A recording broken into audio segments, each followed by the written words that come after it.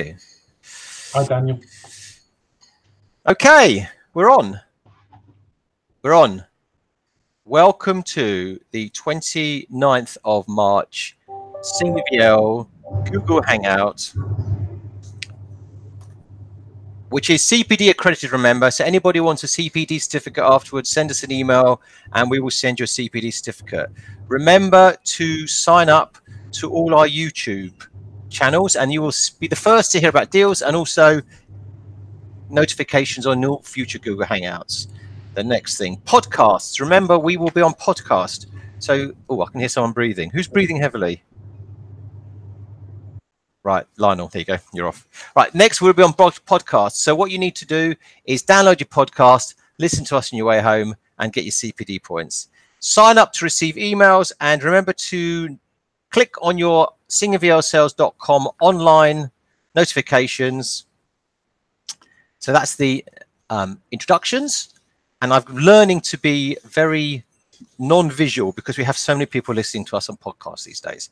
And today is the 29th of March. We have a great lineup today, very educational. We have Dale Henry, we have Daniel Elia, we have Doug in Scotland, we have Graham in Scotland, we have guests Lionel Hill, and we have Michael Dean. And we have me. Now, today is Brexit. Was it Brexit Day? It was meant to be Brexit Day today. So we're going to come back to that later. I've got something to talk about later. Now, can I just talk a little bit about our guests today? So Michael Dean. Here is Michael Dean. Michael Dean is the co-founder of Avamore Capital. He's the chief executive of Blue Laurel Family Office, the co-chair of the Props Breakfast. And I was very interested to see, Michael, that you read chemistry at university. Yeah. Well, yes, it's not naturally a pathway into property as you'd expect, but it was the subject that I enjoyed the most at school and the subject I enjoyed the most at university. So it was something I could spend 3 years doing. Well, I have a little bit of insight for you. It was my best subject at school. Was it really? Yeah. Yeah, I was great. And that's what, and again, naturally led into property. You know. Okay, so Lionel Hill. Here we go. Lionel Hill. Lionel Hill is the CTO of Blackstone Real Estate. That's the right description, isn't it? That's right. CTO. Previously in Europe. In Europe. All right. Well, that's big enough. Previously Chief Technology Officer or EMEA at CBRE. We've all heard of that agency around the corner.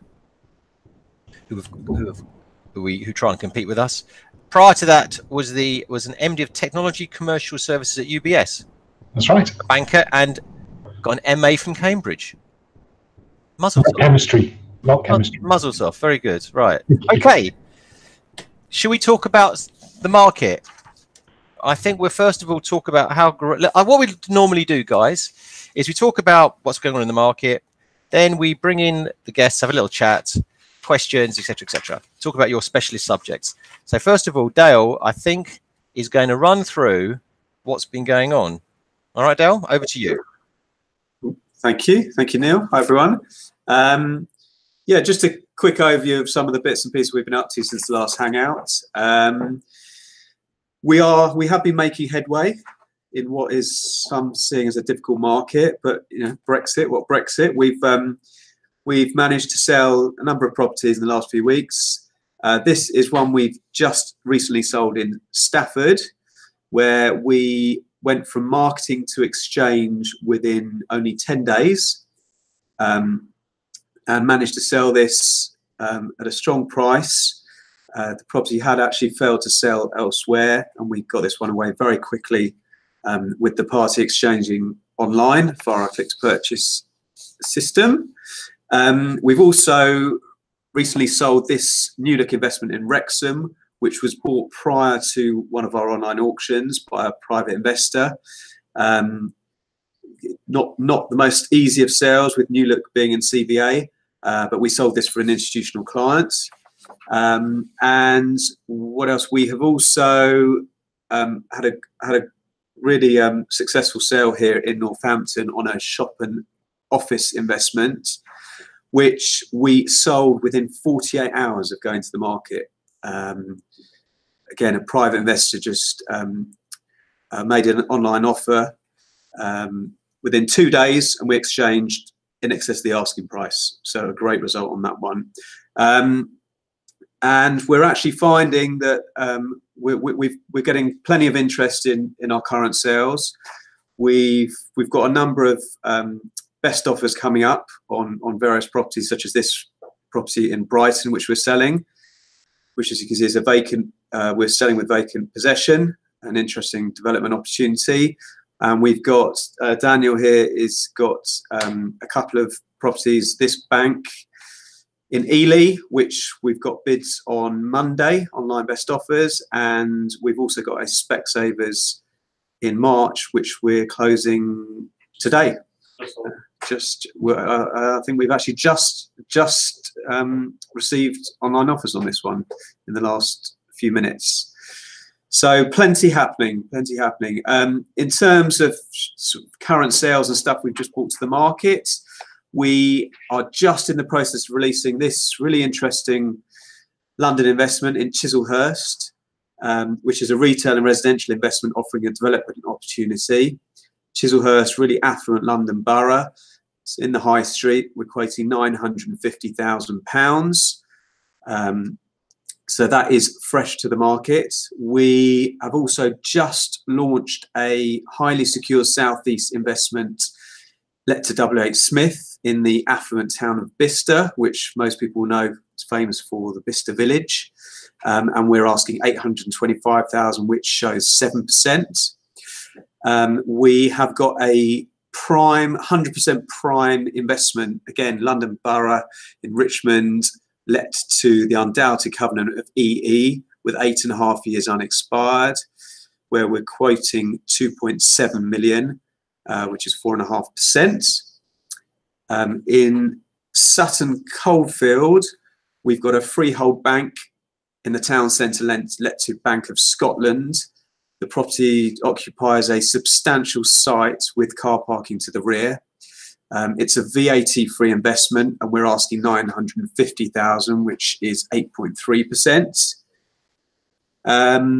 Moving on, we've got this industrial investment up in Aberdeen, which is let for a further 15 years with RPI rent reviews, and offers a long-term development opportunity.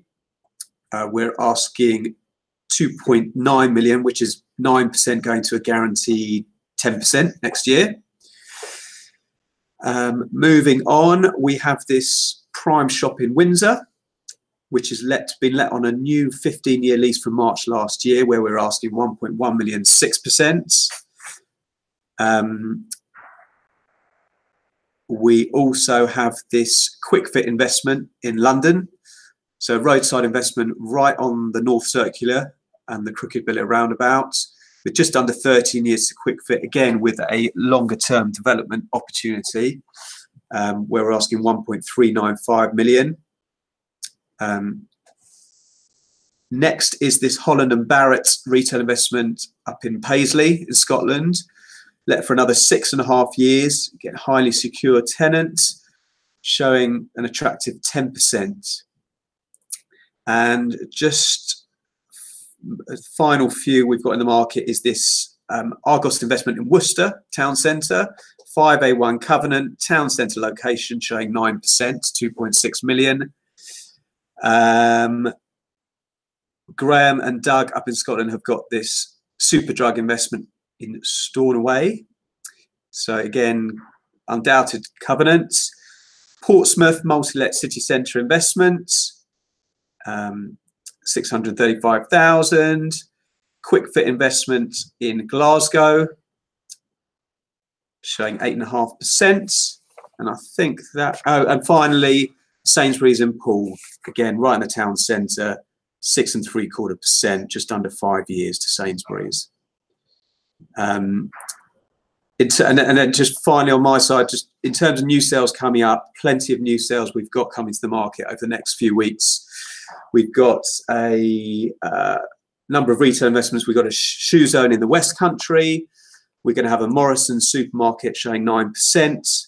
We're going to have a Wilkinson's in the North West, a long let industrial in the North East, a Pizza Express in the southeast, a Fat Face unit up in Scotland, and a retail and residential investment development opportunity in the Midlands. So keep an eye out. Thank you, Dale. Who said the market was quiet? I mean, look how much we've got to say. If you want to buy properties, come to singerviellesales.com. We've got more stock than we can deal with, and more coming. So you know where to come if you want to buy properties, and indeed if you want to sell properties. In fact, this Graham, I must mention something to you, Graham, as you're on. I'd never heard of Stornoway before, but I saw it on the weather map on BBC News this week when they go, you know, Scotland, it's raining, Stornoway, it's raining. It's right. No, I think Stornoway's always got a sun over it, is it not? It's right. I didn't even know. No. We've made Stornoway famous because until then, I'd never noticed it on the BBC News. Join Singer Vielle, see the world. That's the. Well, actually, what I was going to say, I mean, just on that, we've got a vacant unit in Clydebank that we're still marketing, and I took an inquiry from a chap in Poland yesterday who's potentially interested in it. So Poland, yep, he's based in Poland, and he's wanting to come over and look at the unit in Clydebank. So Clydebank, Stornoway, Poland, we get about. Why? Because it's an opportunity. Just going to buy it and let it. Amazing. Yeah. You see, Singer Vielle goes where other people can't reach. Now let's move. Right. So that's the market. You know where to come if you want to buy or sell. Did I say we were the best agents in the market? Right. Let's talk tech. Lionel is a tech guru, and Michael's, I would also say, is a tech guru. All right. So feel free, anyone watching, feel free to shoot a question, and anyone wants to join in. We've got questions for our guests. So, Lionel. Yes, sir. Tell us about your background in tech. Well, unbelievably, it's a big birthday for me this year, so that will make it 30 years that I've been working in technology. Wow. Since I left university. I actually got excited by technology in the mid-'80s, like a lot of kids of my generation, with a ZX Spectrum or with a Commodore 64 or stuff like that. And people who are under 40 on this call will probably look at that or think about that completely blankly and have no clue what that is, but Google it, check it out. Lots of fun. And I remember getting 0 out of 10 on my maths homework because I automated the process of solving quadratic equations with my ZX Spectrum. So that was kind of delightful and a disappointment at the same time. Yes, quadratic equations. Yes, yes, Dale, you're very familiar with quadratic equations, aren't you?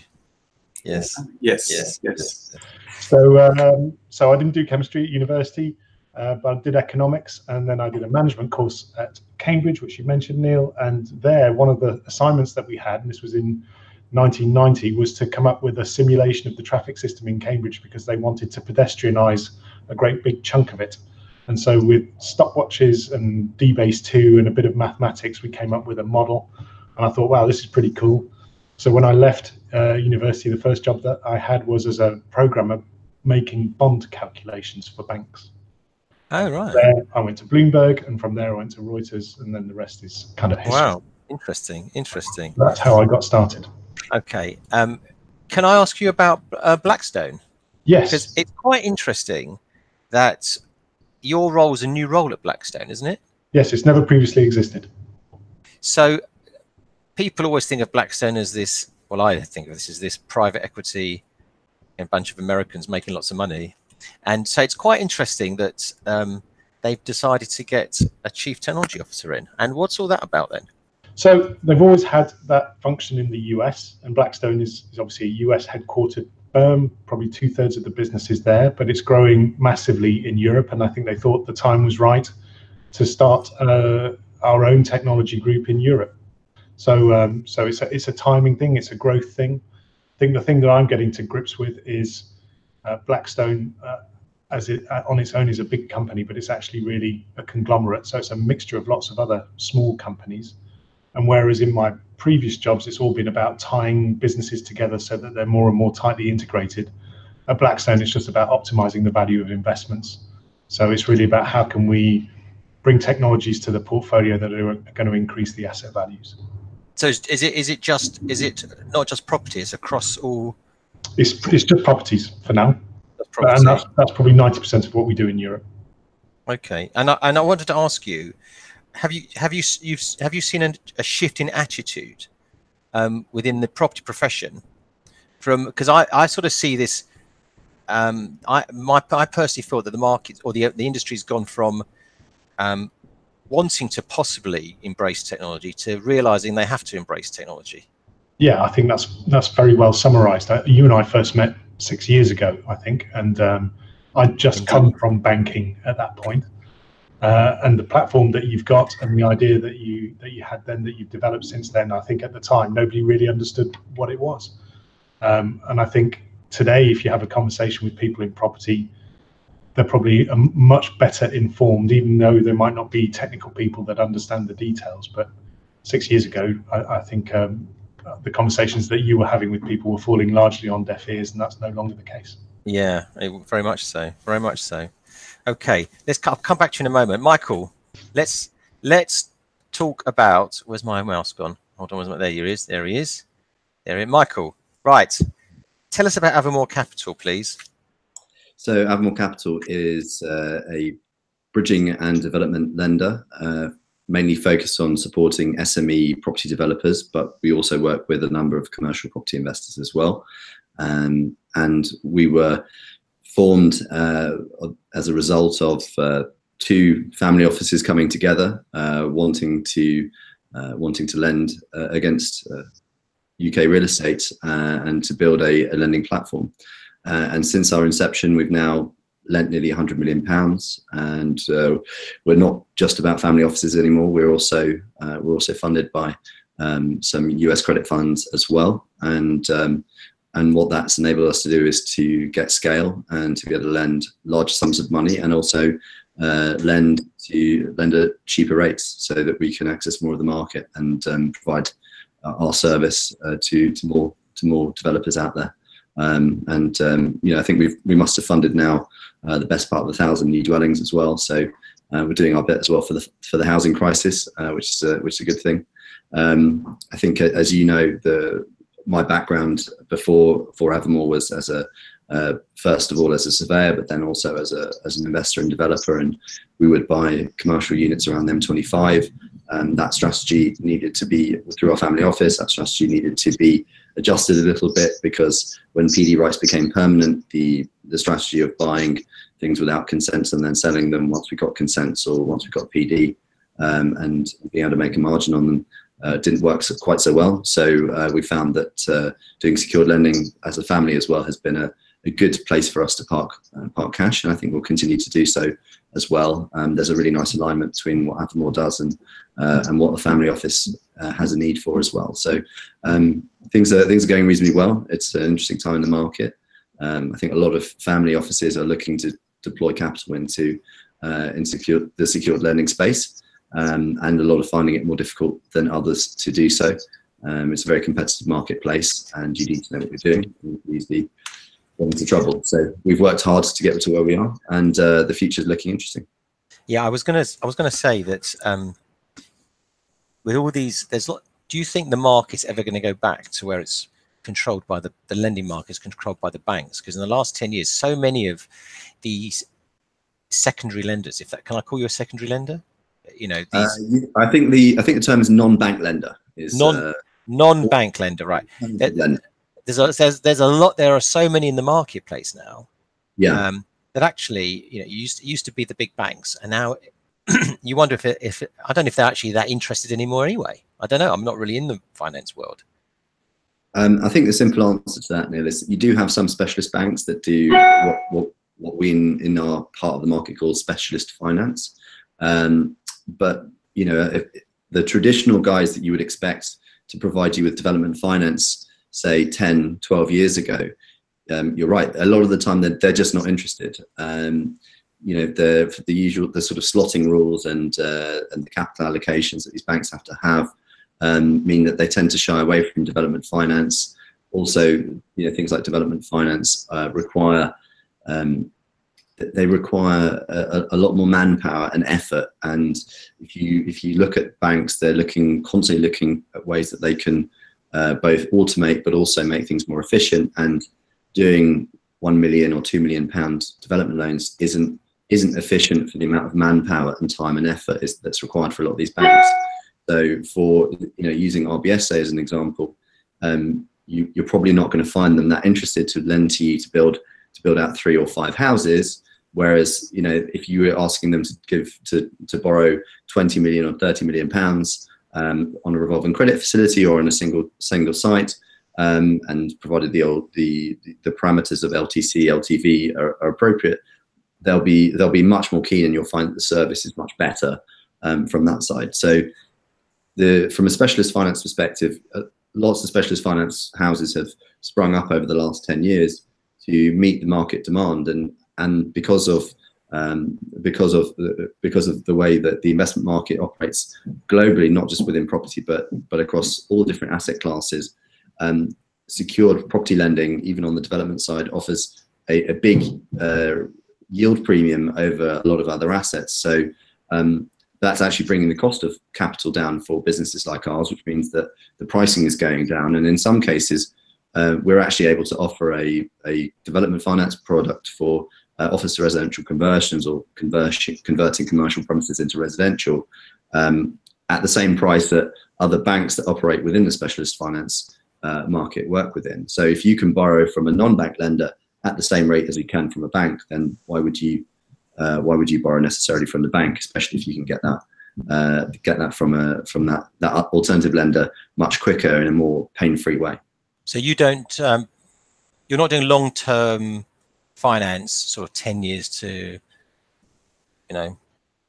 Specsavers. It's more you're more development or bridging.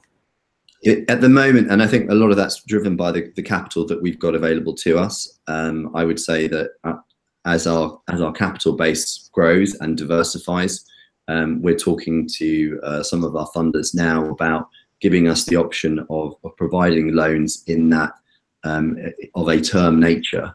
I think that we're trying to sort of be the best at what we can be in our particular field, and I think once we've exhausted that area, then I think a very natural area for us to move into would be 5 to 10 year commercial mortgages. And actually had a meeting on that this morning, but we're not quite ready for that. But as and when our funders are ready for it, then I think we've definitely got some scope. But I'm putting out terms at the moment, or even on 3 year commercial mortgage against, say, an office building in the southeast.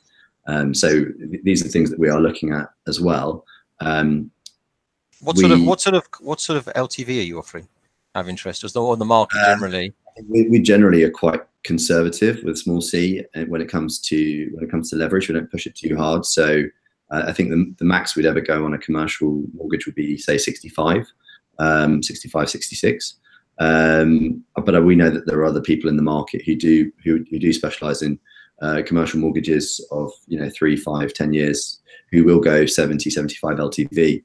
But of course, you pay a bit of a premium for that. Okay, right. Can I go back to Lionel? I mean, do shout questions, everyone. All right, do jump in. I want to ask Lionel something, because it does relate to what Michael was saying in terms of, I wonder, it has an effect on his market as well. How important, I hate to use the term because I've gone off the term, it's bores me now, but how important is prop tech in our property industry?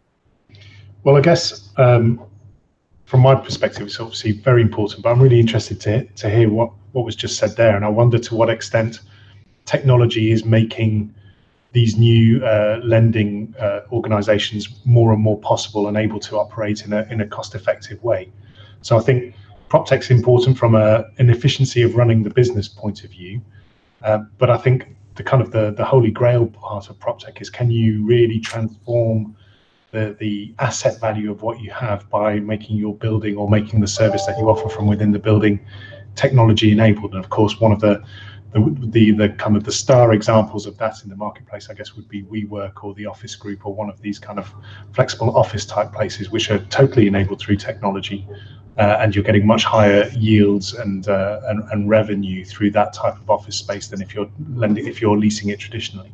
Of course, because you've invested in the Office Group. That's right. So I threw it in there. Yeah. So will you? But will you be providing a technology will Blackstone be providing technology help to the office group, for example? Yeah, so Peter Anderson, who's the CTO of the office group, and I meet every couple of weeks, and however we can help him, we do. So yes, it's the short answer. So excuse my ignorance, Lionel, but how does technology improve the workplace, for example? Give us some examples of how that's because prop tech is this all-encompassing phrase, as Neil said, which I don't really know. I think it's an overused phrase, but how going forward is technology improving? So I think you can think about it in a number of different ways. If you think about it financially, first of all, can you use technology in the workplace to make your building run more efficiently? So can you minimize the amount of utility usage? Can you improve the air quality in it? And all of these things exist there. They're actually quite simple and easy to deploy. Not many people do it because I don't think there's a huge amount of awareness. That's one way of doing it. If you look at WeWork or the office group or a flexible leasing kind of organization, being able to kind of manage at a micro level the availabilities of meeting rooms and desks and so on, you have to do that digitally. You can't really do that on a paper-based system. So that kind of tech enablement enables the owner or the operator effectively to drive more value out of their space by increasing the utilization. That's a couple of examples. Yeah. Okay. Yeah. So simple but effective. So Michael, have you actually, do you use much back-end tech in your lending? At the moment, we use a number of different softwares and programs to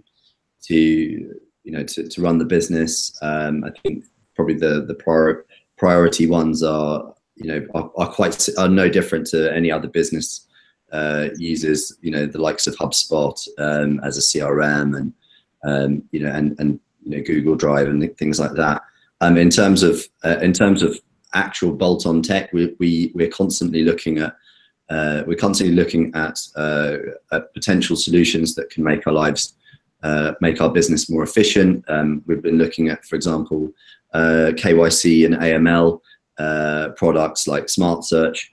But when we actually dive down into it, a lot of the time these products are not necessarily they're either not cost effective or they're too broad for what we need them for, and so they're much more designed for sort of high street bank type operations or someone that does hundreds of transactions a week.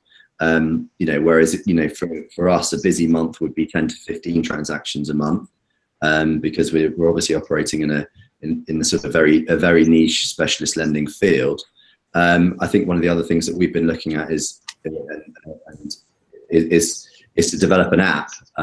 It was slightly prematurely announced by one of the trade press that cover us, that we were launching an app in Q4 of last year, which I think was a little bit early, but it's certainly been an ambition of ours to launch an app and to make ourselves a bit more tech enabled, to enable both our brokers and our borrowers to engage with underwriters to see how cases are progressing, just so our brokers and borrowers can actually see, operating sort of a traffic light system of all the CPs that they need to satisfy, so they can see whether green is they're done and it's completed, and red is not at all, and amber means they're partly satisfied but not all the way, and they're not quite ready for drawdown.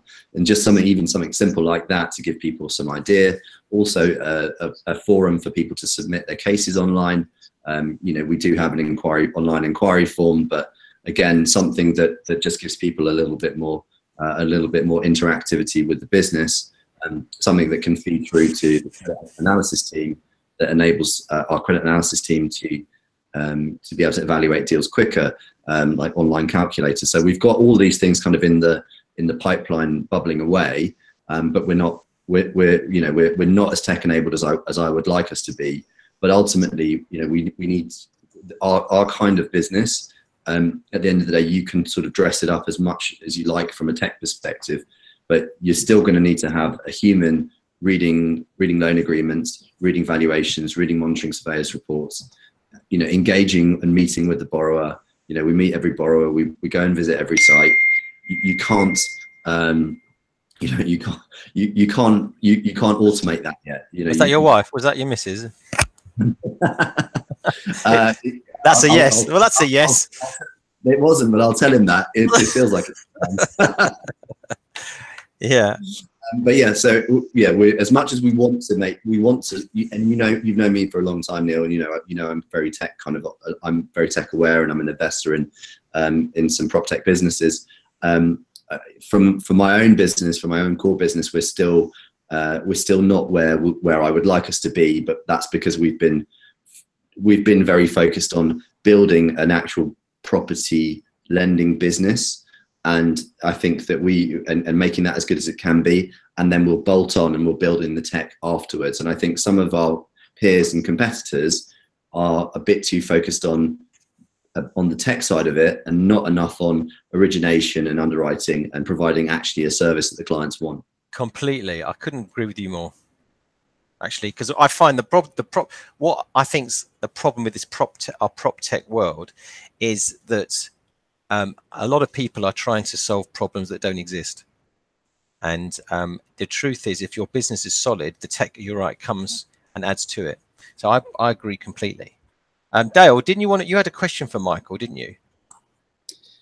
Well, yeah, Michael, I was just going to ask you on the bridging side, just wondered if so I had a situation a few months ago where we sold a property a few months back, and the buyer was obtaining financing between exchange and completion, as many do, and it was actually an overseas investor based in India, and the Indian stock market suddenly crashed, took a massive nosedive at the time. I think the rupee dropped 15%, and this caused our buyer real issues, and he ended up having a notice to complete served, and he ended up having to obtain a commercial bridging loan. And I just wondered, just given the market as it is at the moment, and particularly the residential sector, have you had to, on the bridging side, have you had to come to the rescue of any sort of buyers in distressed situations, or so what's your experience of the market at the moment? Well, I think first and foremost, the commercial bridging market's very healthy, and I think the residential bridging market's incredibly healthy too. The commercial bridging market also healthy because there's a huge amount of money that's chasing bridging deals at the moment. Yes, we have actually come to. I don't like to use the word rescue, but we provided the solution for a commercial customer who was a leaseholder and they wanted to buy their freehold premises. This was a sort of licensed premises, and I think that this customer was making very good money from it. We closed that deal last week. Very time sensitive purchase, but this is also a customer with really good A&L. The operating business had fantastic P&L, good balance sheet, and was an existing customer of NatWest. And there's no real reason why NatWest shouldn't have been there for them. But actually, sometimes customers, because they really want to buy the property, will go with bridging because they feel with the bridging lender will get it done for them, and they'll be able to buy the property, and they don't mind spending a little bit extra in interest fees and professional costs, just because the opportunity is too important for them, and they're taking that 5, 10, 15-year view.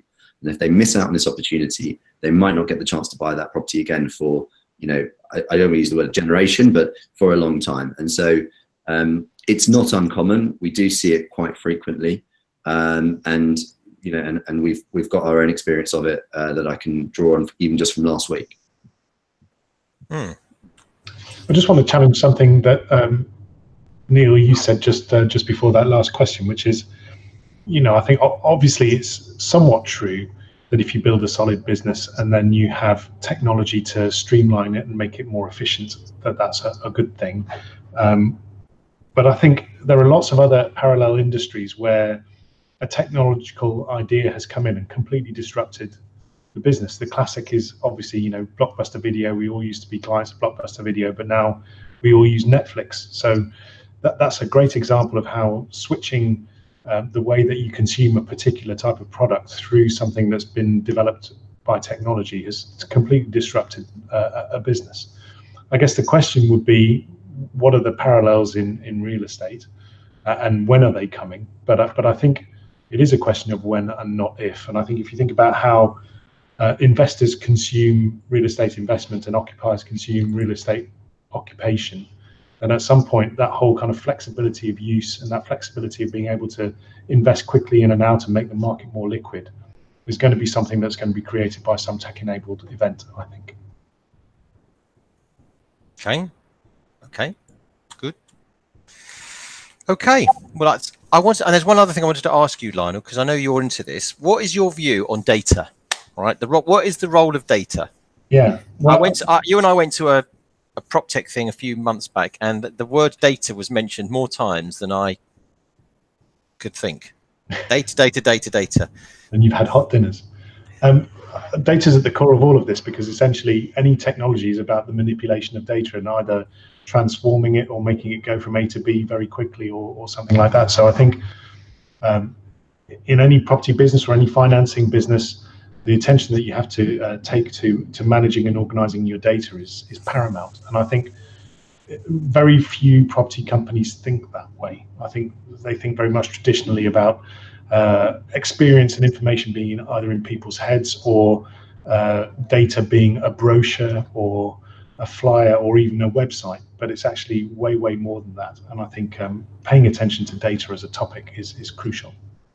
Well, and interesting enough, we as a business, we started data capturing, if that's the way to describe it, from 2006 onwards. And we were fortunate to be in early, and we learned about the importance of data capturing in terms of accessing your buying audience. And that actually, I think, is what gave us our USP as a business, and we sort of took it on from there. Okay, so that's data. Right, guys, anyone wants to talk about anything particular? Oh, I'm going to ask Michael one other thing I want to talk to you about, because as you're on, one of your favorite topics, props. For people who don't know, I thought it'd be nice for you to tell them what props is. Neil, I'm very grateful for the opportunity to talk about props. Been involved in the props, which is the property arm of Variety, the children's charity.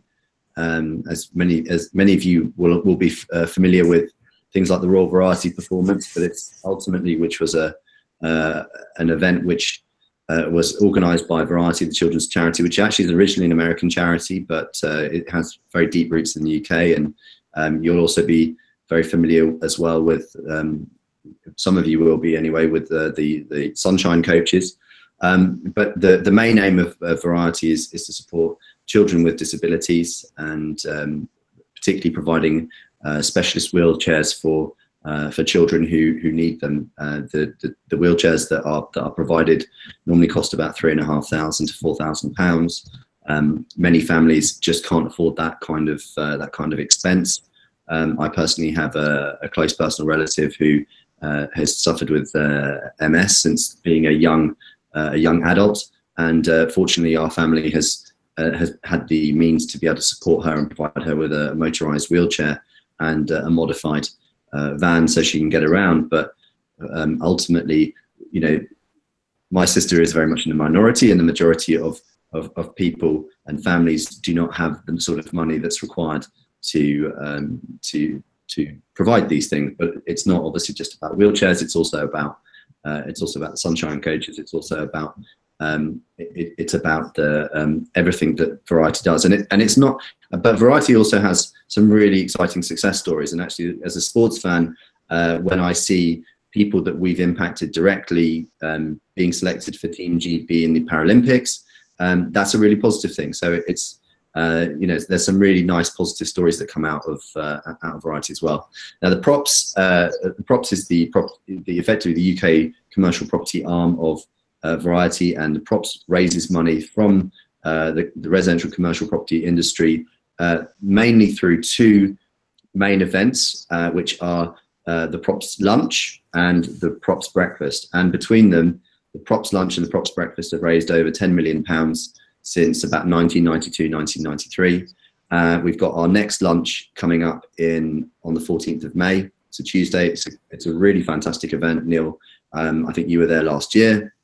There's going to be about 700 to 750 people from, top people from the property industry who are going to be in attendance. And this year we're going to be honouring the great David Pearl, who for many of you will know of Pearl & Coutts and Structor Dean, a great investor, but also agent as well, who's had a very long career, starting in the 60s, buying up bits of Soho and not really letting go of much of it and building it up. I think even though he may have, like everyone, encountered some tricky times in the last crisis, he's come out of it really well. And so we're really delighted to honour him at the event. But we've also got another 13 awards that we're going to be giving out to people, including a PropTech award for the second year running. Also a commercial agent of the year, development of the year, lender of the year as well.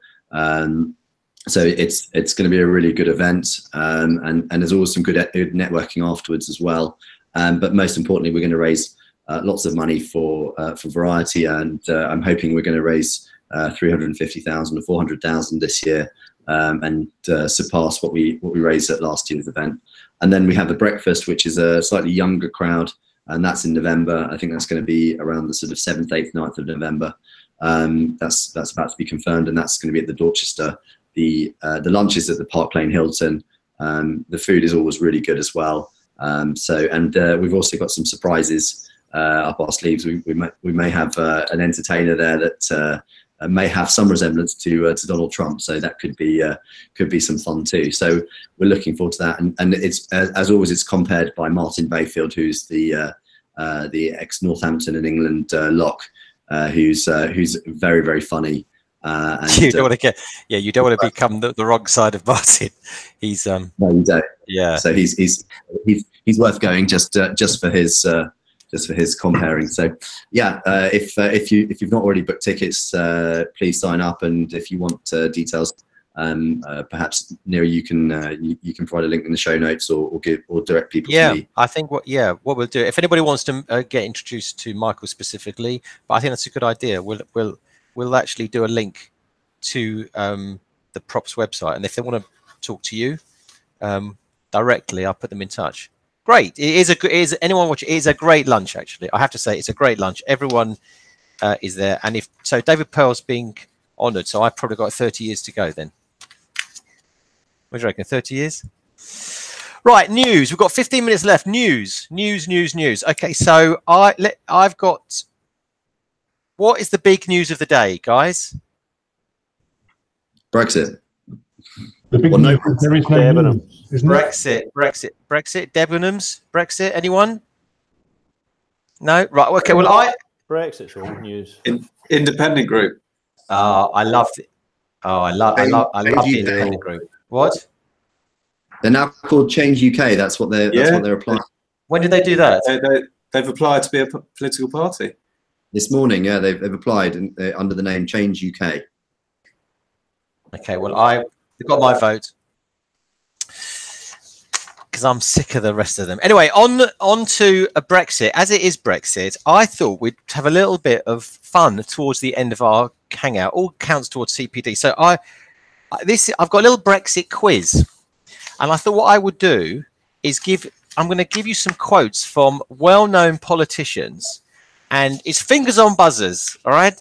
Fingers on buzzers, everyone. And you got to shout out, and we're going to see who's the most knowledgeable at the end of it, all right? So I've got about half a dozen quotes, and you have to guess, shout out who this is from, all right? So the first quote, who said, "I've been very clear that Brexit means Brexit"? Theresa May. Perfect. Lionel Hill. That's why I went to Cambridge. She did also actually say, "My whole philosophy is about doing, not talking." But I'm not. But we're waiting to see about that. Although I do feel sorry for her actually. So 1-0 to Lionel Hill. Right. Who said this? Who said this? "I made no pretense to be a modern man at all, ever." Boris Johnson. No. Jacob Rees-Mogg. Yeah. Neil Singer. Jacob. Excuse me. Excuse me, Jacob Rees-Mogg. Why does he always take his son with him wherever he goes? Have you noticed? Whenever he goes to a press conference, he comes out with his son in the car. They dress the same as well. It's just weird, isn't it? There's a great picture of the two of them dressed exactly the same. And I don't know if you remember the tallest man ever in the world was an American guy called Robert Pershing Wadlow, and he stands next to a normal sized guy, and it looks exactly like when Jacob Rees-Mogg stands next to his Yes. Okay. Right. It's 1-1 from the clever guys. Right. Okay. Here's a good one. Come on. Get your thinking caps on. Daniel, you've been very quiet here. Doug, very quiet. Who said you learn by your mistakes? Which Diane Abbott? Yes. Yes. Yes. Dale Henry. Well done. And she then went on to say, if you remember, asked about how much it would cost to have 10,000 police officers. She did say famously on air just before the election, £300,000. So Diane Abbott, can you imagine Diane Abbott being our Home Secretary? Oh dear, oh dear. Anyway, right, here's a good one. Who said this? Life is life. Some of the wisest people you meet are sweeping our streets. Shall I say that again? Life is life. Some of the wisest people you meet are sweeping our streets. Oh, it's Jeremy Corbyn, I think. It is Jeremy Corbyn. So there's no danger of him sweeping your streets, is there? Nice one, Dane. Nice one, Michael. Michael looked very political. And he also said, Jeremy Corbyn also actually then said, I think there's good in everybody. Interesting, considering some of his friends. Anyway, that's Jeremy Corbyn. Who said Brexit will happen?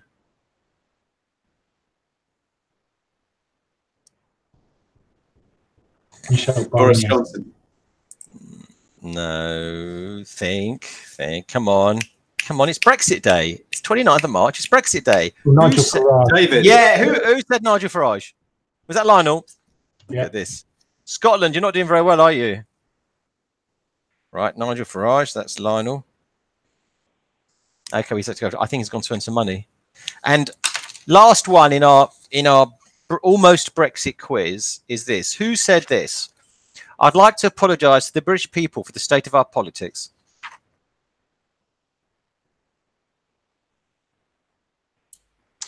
I'll give you a clue. It has something to do with the independent group. Oh, Chuka Umunna. No. Anna Soubry. Yes. Yeah, Anna Soubry. Look at that. So Lionel's the winner.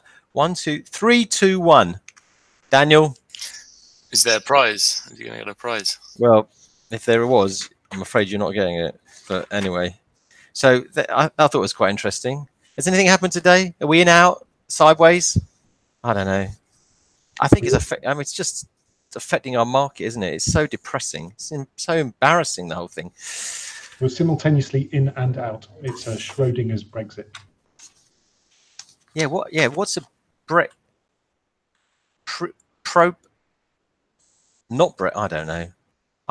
All I know is I'm worn out by it.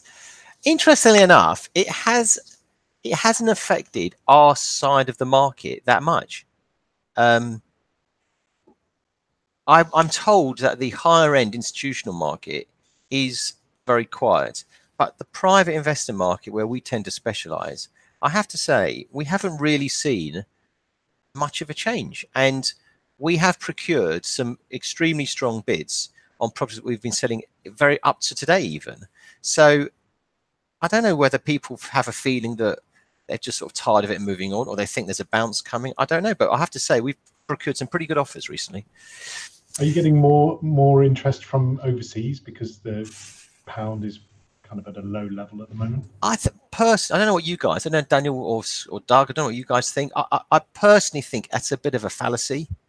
I mean, we get about 25% of our traffic comes from abroad, but most of the bars are still in the UK. However, we are offering a property at the moment in Richmond, and we have had an offer in the last few days from one bloke from Turkey and another guy from Hong Kong. who's just relocated here. I've got no idea how either of them found us, other than the fact that we've obviously got good online visibility. So there's perhaps an example for you. But we also had someone from Kenya calling about it yesterday. Did we? Yep. What? Okay. What, Richmond? Yeah, it's on the schedule. Okay. So there you are, you see. So we actually do get international, do get people coming through. Okay. And that plus the Polish investment in Clydebank. Yes. Maybe people think the pound is low. I don't know, because I mean, could be that the pound is just at its now real level. You know, who knows? Because you'd have thought that if we do crash out, well, actually, someone told me that that the markets had already built in to the value of the pound the assumption that we were going to crash out with no deal. But I'm not in the currency markets, so I can't tell you. But we haven't really seen a difference, to be honest with you. So I don't know if you guys, have you seen a change in the lending market at all?